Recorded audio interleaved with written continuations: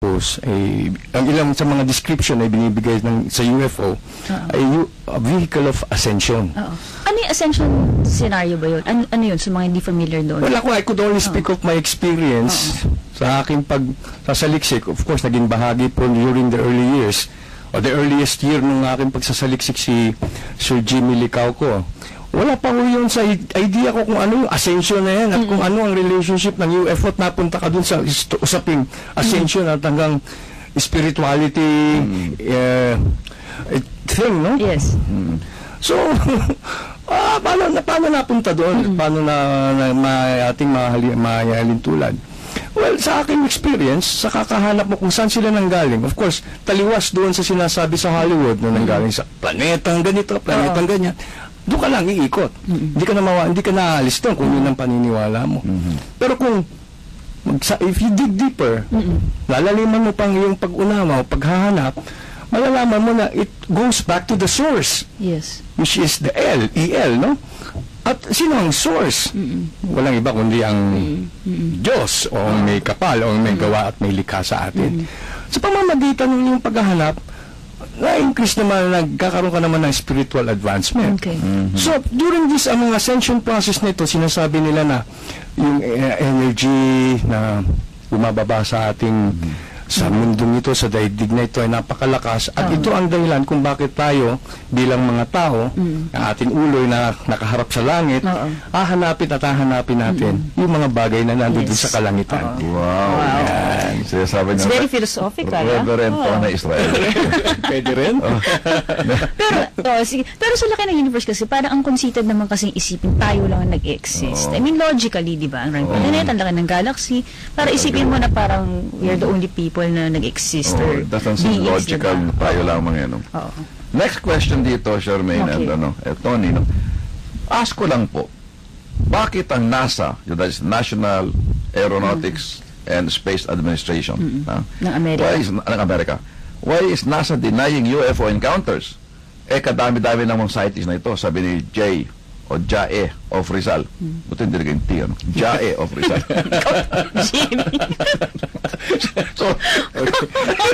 Si Jay siguro, ano?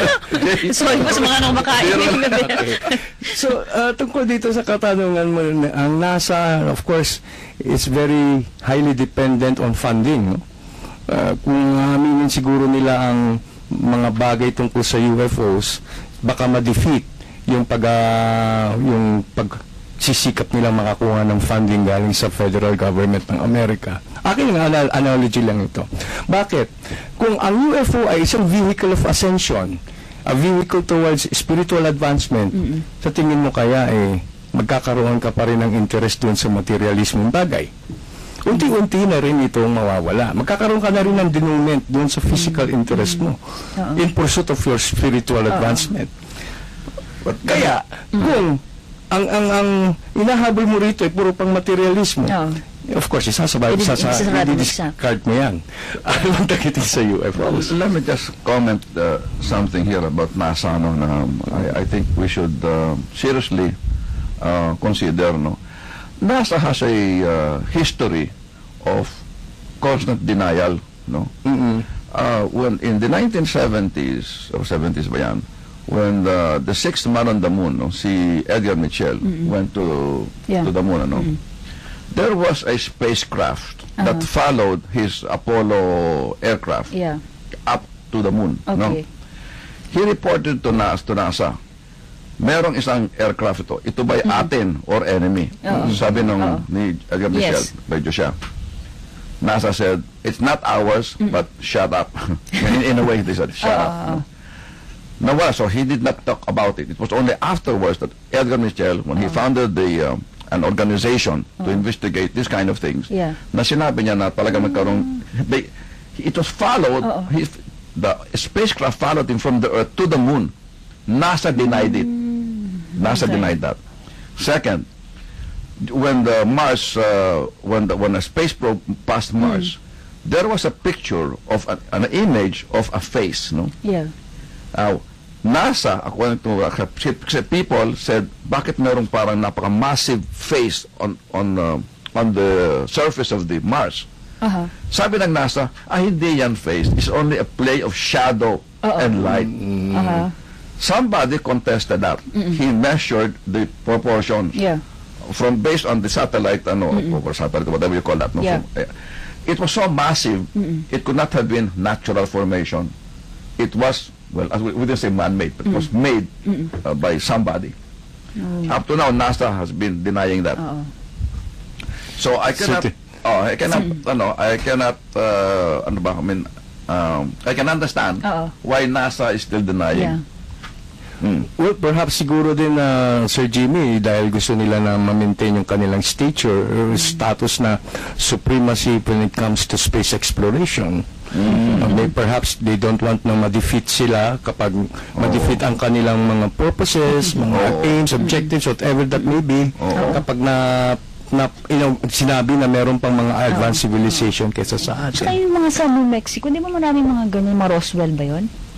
Oh, yeah, so Mexico. Roswell, that's the Roswell crash in 1947. No, correct? Yes. According to this story, there were 3 ETs, no, that were there. One was alive, the 2 were dead. Yeah. And they captured this and inautopsy raw nila yon. This was denied at Area 51. This was denied by the Defense Department, by the military of the U.S. Hindi raw totoo yun. Pero it is true.